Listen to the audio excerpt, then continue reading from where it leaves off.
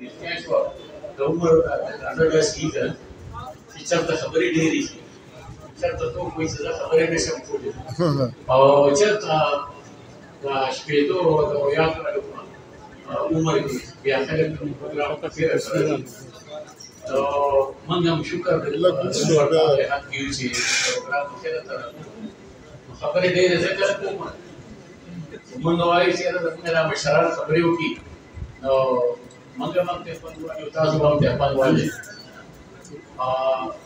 ټولو خلکو حاجي ګل ملګري ته مبارکۍ ورکړې، خو زه ورته ځکه مبارکي نه ویم، زه د ټول مرکز او ټولې ثوابۍ ملګرو ته مبارکي ویم.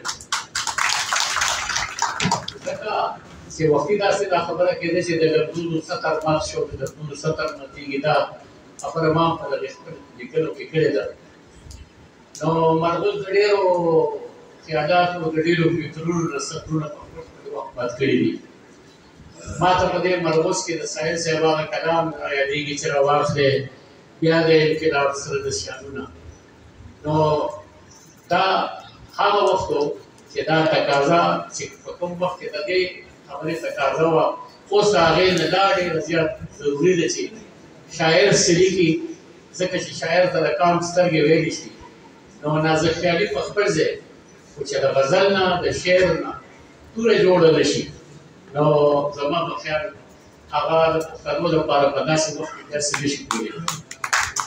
پښتنو لپاره دا وخت ضرورت د نازک خیالۍ نه دی، پښتنو لپاره دا وخت ضرورت د شعر د تورې جوړولو دی، او هغه مقابله پرې کول دي چې هغه خلکو ته یو شعور ورکړي، یو لاره ورکړي، یو تګلاره ورکړي.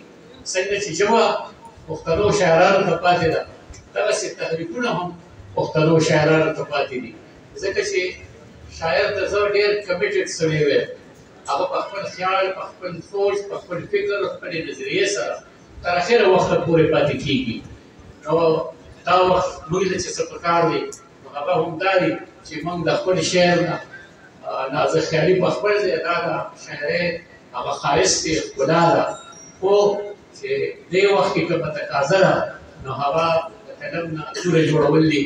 الله دې وکړي چې موږ د خپلو قلمونو نه تورې جوړې کړو، د خپلو خیالاتو نه رڼاګانې جوړې کړو، او په پښتنو په دې لارو کوڅو وویشو.